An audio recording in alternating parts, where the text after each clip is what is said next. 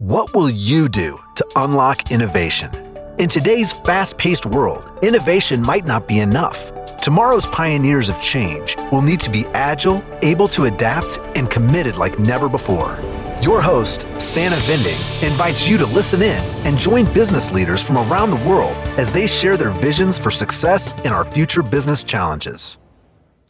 Welcome to Mind Innovation. I'm your host, Sana Vinding. I'm always excited to learn. And in today's podcast, we're going to talk about organizational change, culture, and communication. I want to welcome Flip Brown. He's the founder and CEO of Business Culture Consultants. Flip Brown has served as a catalyst for individual and organizational changes for over 20 years. He works with his clients to help them see change and sustain their patterns of communication into action and engagement. Welcome, Flip. I'm looking so much forward to our conversation today. Thank you, Sana. I'm excited to be here. Good. So I can see you work with over 100 different organizations on how to make work better. So how do you do that? Well, one of my statements that I like is I'm successful because of my personality. I'm also successful in spite of my personality. So we all come into the workplace and we a lot of times will believe that if we just have good people with good personalities, that it'll all work out somehow. And we actually need that. Plus, we need a set of best practices because in any relationship, personal or business, conflict is inevitable. People arrive at work with different experiences, different expectations, different assumptions, different needs. And the process of working through that so that you have better business results and a deeper sense of meaning and fulfillment, I serve my clients to help them achieve that. Yeah. So do you teach them or dress them up better, right? Because on how to solve. So if you have these conflicts at work, how to turn them into opportunities? Is that what you're the main? Well, when I grew up in the Midwest with my wonderful family, conflict was something to be avoided at all costs. Yeah. So I didn't realize that there was a full toolbox in terms of how to understand conflict, how it triggers us, how to move through it, and ultimately how to see conflict in almost all cases as an opportunity for deeper learning and understanding. So I work with my clients to help them understand the core principles, but that's not enough because we've all been to fabulous workshops or gone on offsite retreats and went, yes, we're going to make some change. Yeah. And then we go back to work, we get swept along and it just evaporates. So yeah. I coach them in real time in the actual situations that emerge in the workplace, generally over the course of 6, 12, or 18 months. Yeah. So do you help? So with these real examples, do you go in and is it a dialogue then, or do you have different tools where you take them through it? So because you want them to have it has to be their behavior and their habits you're going to touch and change on the way, right? Mm-hmm. Yeah. Well, first I have to develop what I call a container of trust. Yeah.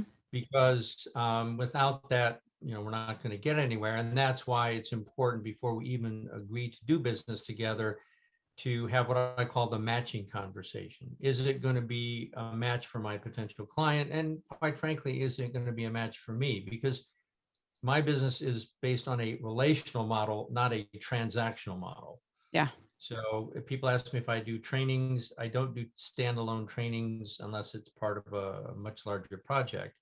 But if I have that container of trust, then I can both support and challenge them. Supporting them is important, but if that's all that happens, it feels warm and fuzzy, but nothing changes. Yeah. And if I just challenge them, it may feel too harsh or I'm imposing my agenda.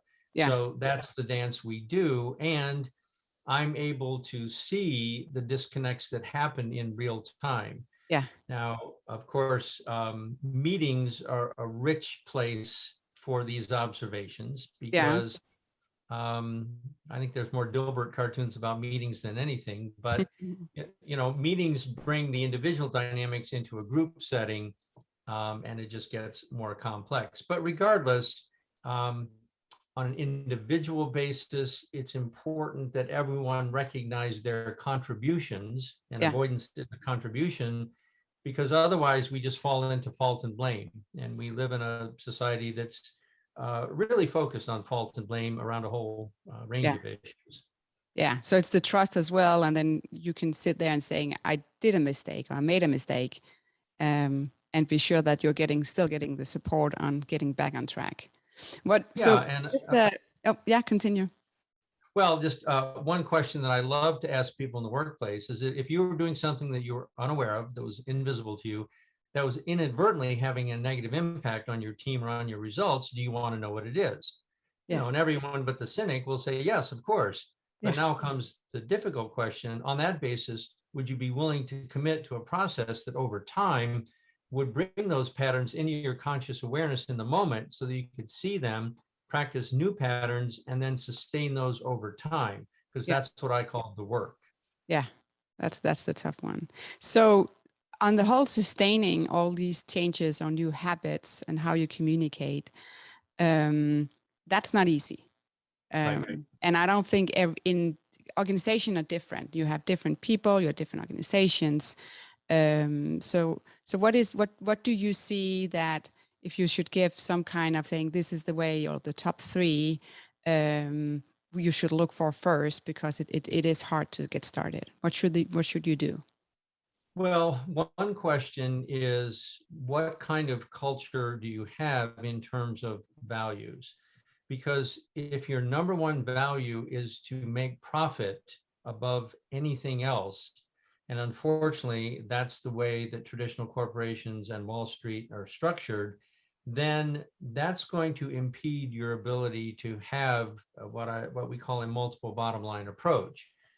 Yes, you need robust financial sustainability because profit is the fuel for change, but you also need to have optimal conditions for your workers. You need to have some involvement and investment in your various communities. And these days, you need to monitor and reduce your environmental impact.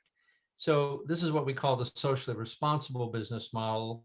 I'm also a certified B Corp, and that's the companies that have actually taken a 200 data point assessment about their impact and are committed to this concept that business should be a force for good. Because if all you're interested in is making tons of money or stock options, it's not going to be a match for the work that I do. No. Okay. So but to sustain again, right? Because if you go in and are there Right. for some months, and it could be up to Yep. 18 months or more, Yep. how do you, when you leave, right? Yep. That Yep. the whole dynamic, the new culture, or Yep. to sustain it, need to continue. So what do you put in place to make sure that actually still continues? Well, when I first arrive in a workplace culture, I'm the one who is essentially driving the process. I'm bringing in a different perspective, different tools. We have different kinds of conversations. And it usually takes 6, 8, 10, 12 weeks to really get some traction in this new way. Yeah. But over time, instead of my having primary ownership of the process for change, it transfers to everyone in the organization having a shared ownership of the process of continuous improvement. And I know that because they start to report in terms of their own behavior and the behaviors of others, that they are seeing changes, experiencing those changes, and it then sort of feeds on itself in a positive way. Now, one of the most important elements to that is that the people who are designated as leaders, or they have the authority to supervise and manage other people, they need to have what I call appropriate professional vulnerability. Yeah. Because if the people in the organization don't see them making the effort, don't see them admitting mistakes, don't see them trying sometimes in a clumsy way to change their patterns, then people get cynical. And you have the gap between what we call the espoused values, this is what we believe in, and the observed behaviors. The classic one is the manager who insists that their employees arrive on time, and then they wander in late more often than not. Yeah. So there has to be congruency between the commitments and the actual behaviors. Yeah. So I read that in Harvard Business Review, they note that almost 1/3 of employees who experience an organizational change don't actually know why the change is happening. Yeah. Is that something you've seen with your clients? Well, I would imagine some of that research is drawn from large corporations. And, I can't engage with a company of 5,000 employees and truly affect change because I am a solo practice. The folks that I work with are generally entrepreneurs with maybe 200 or 300 employees or less, sometimes even 10 or less. And in that situation, if there is not transparency of the the values, the mission, the vision, and the strategy, then I'm going to notice that. I'm going to challenge that. And if you don't have that level of authenticity and integrity, then yeah, you're not going to get the buy-in, and people are not going to be motivated to support the change and to do it in a personal way. Yeah. So one of the most important things that I actually assess when I go in an organization is, for all the employees, what is their level of optimism about the future of the company? Yeah. Because if people are optimistic, then they will put energy into the change efforts. But if they're pessimistic, it's going to be a wait and see attitude. Yeah. I will be positive. No, timing is also one of the biggest problems when it comes to change. And a lot of time is not the act itself that creates the resistance, but it's how and when it's delivered. And I'm sure this ties to communication. So, any, from you here, right? Sure. How do you support on how to deliver this change? Is it everything at once? Or is it in smaller pieces because sometimes you have to say it 7 times? Well, what I often see is that the leadership team spends days, weeks, maybe even months planning a significant change in the organization. And what they don't realize is during that time period, they are processing their own emotions about it. Yeah. And then they get everything all lined up. They think they have a clear rationale. They believe that all they have to do is communicate this and the employees will get it. And then once that communication about the change happens, that's when the clock starts for the employees to go through their emotional responses. Yeah. And we all respond to change in different ways and in a different timeline, particularly if the news is negative. And I also experience what I call the 3 buckets. Is that, let's say that you've decided to, in the current era here, you're not going to bring everybody back to the office full time. You're going to have a hybrid model. Some, you can work from home 2 or 3 days a week. You need to be in the office 2 or 3 days a week. Well, to me, the 3 bucket model is, one group of people are going to say, this is fantastic. I think this is just wonderful. Another third will say either, oh, no, I don't want to come back in the office, or no, I thrive on my interactions. I want everybody back. So those are the folks who object to the change. And then the third bucket are the people who just say, yeah, whatever, I'll go with whatever happens. And the challenge with leaders is that as soon as you're implementing a significant change, you're asking people to go into the unknown with you. Yeah. Now, this is very famous in terms of all the movies and books. It's archetypal that the hero supposedly leads us into the unknown, but brings us back to a place of safety. And we're all enriched by that. And so a lot of leaders think that all they have to do is come up with the best logical, rational argument, and everyone will fall in line and be overjoyed. And it just doesn't work that way. No, it is hard. What about wording? Because what I experience as well with this podcast is that we call it, up here we talk about change. somebody says it's more evolution or it's a transformation Mhm. when you're going in and have to touch on behavior and habits. Mhm. So do you use all the words, or is change okay, or is change too negative?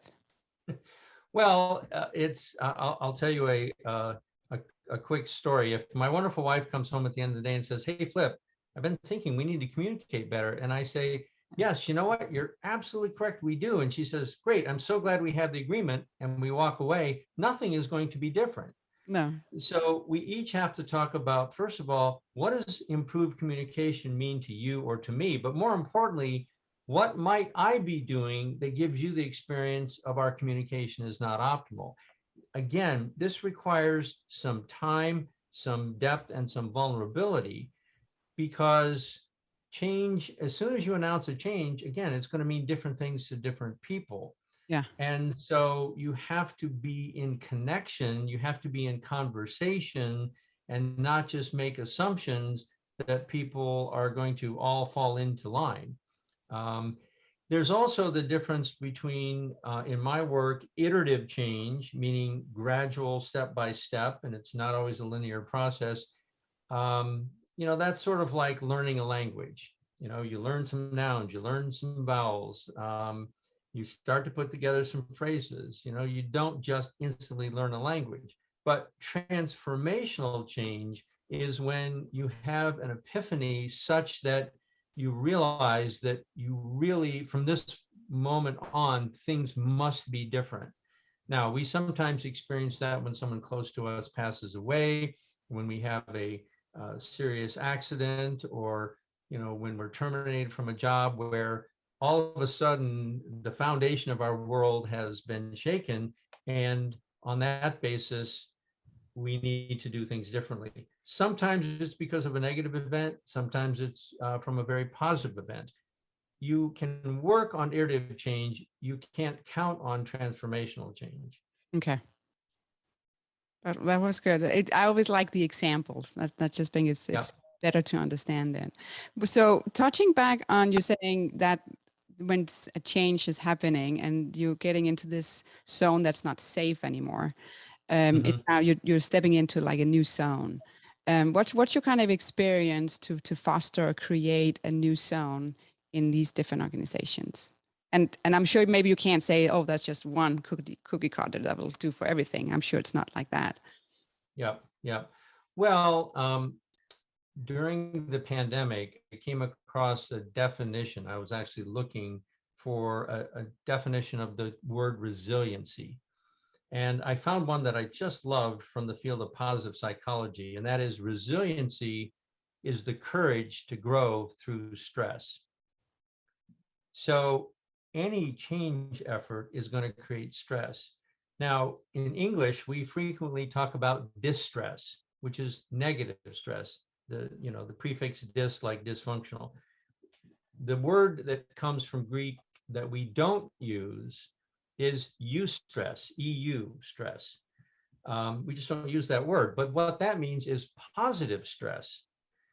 So if change means that you are going to expand into a new market, or you're launching a new product or service, or you just got a whole bunch of new funding, um, that could create some stress just in terms of adjusting your operations, your personnel, et cetera.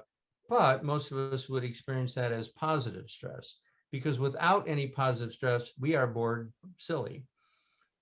The challenge is how to manage the negative stress so that it doesn't impede our ability as individuals or teams um, to have a reasonably positive experience at work more often than not. And again, that requires balancing empathy and effectiveness. It requires balancing inclusiveness and decisiveness, balancing autonomy and consistency. And so there is no static state. No. Work is a dynamic process, and having people who can practice this resiliency of the courage to grow through stress, then we have a sense of belonging, and that can be really powerful. At the same time, we also have to be mindful that not everyone has the same identities and experiences that we do. I'm paraphrasing a quote from a colleague here, and that is, diversity is a fact, being inclusive is a choice, and equity is a practice. So we do want to be mindful of taking in different perspectives, needs, identities, so that we have a rich combination of capabilities in our organization. And, another way to express that is when you hire new employees, you have to balance both cultural fit and cultural expansion. Yeah. Yeah, there's more to it. What about with the pandemic? And we're still in it. Have you seen anything there? How does that impact the company culture? Well, it certainly has had an impact in terms of reducing the amount of actual face-to-face, person-to-person time that we spend. And there certainly are advantages in terms of life via Zoom. There's less carbon footprint from people traveling all over. Yeah. We only have to worry about the shirts and blouses we wear. We don't have to worry about anything else. But I think something is really missing when we don't have the warmth of human presence. Yeah. And so I'm advising my clients who want to remain remote or have the hybrid model that you have to bring people together 4 times a year. Yeah. You have to actually be in the same space. But I also think the pandemic has required a lot of us to look at our own personal and business values and to really look at what's important. Yeah. And how do I want to direct my energy? What do I want to spend my money on? And, how do I find more meaning and fulfillment as I go through work and life? Yeah. No, yeah. And I think we all seen it. I've been on a lot of Zoom calls. But still, when you are in the office or you see people, you just get that extra dimension that you don't sense when you are on calls. But you can also do a lot. I think preparing for bigger meetings that can happen on remote. So you can spend your time in a wiser way, but we still have to learn how to spend it and split it up. I think that's for me, that's still a learning curve. Mm-hmm. Well, I think the good news with the remote environment is, to some extent, there's less distractions from your teammate. Of course, that assumes that you're not going to all the various corners of the internet while you're trying to work.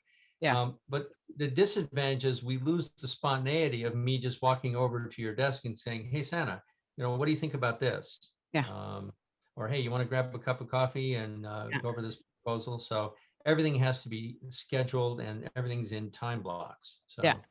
Yeah, and I think if everybody, or if you are remote, right, you have to make sure that you make time for that, the small talk, and just don't have meetings that's only about meetings. You need to find a way, because otherwise you won't get.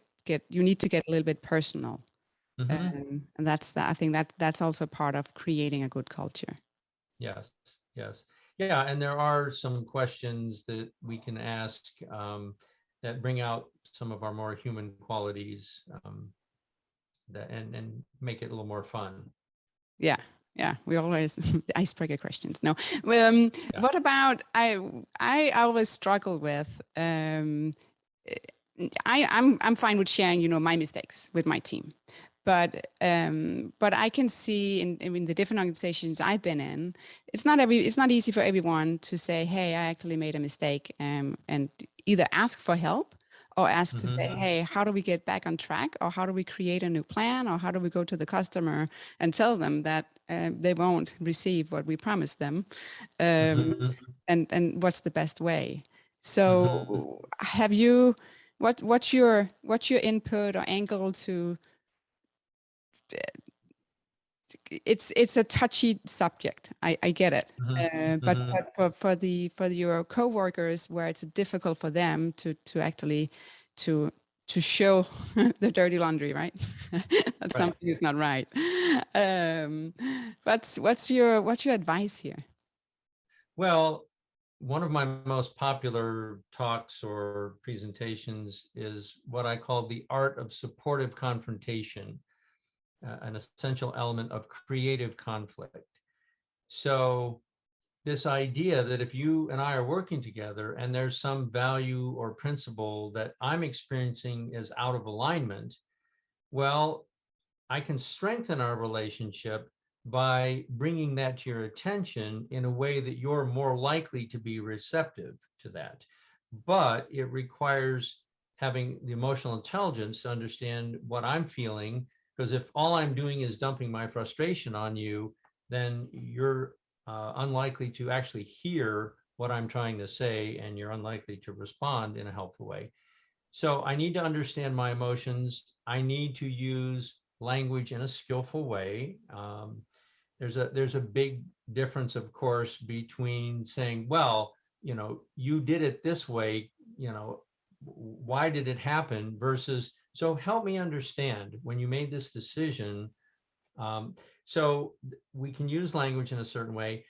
And then if everyone in the workplace culture has the permission that we can both initiate these conversations, which may or may not turn out to be difficult, but we have the tools for that, but also that we need to receive those, so that if you come to me and say, hey, Flip, I don't know if you're aware of this, but I thought you would want to know, I'm not sure if you recognize how many times you interrupted others during our staff meeting.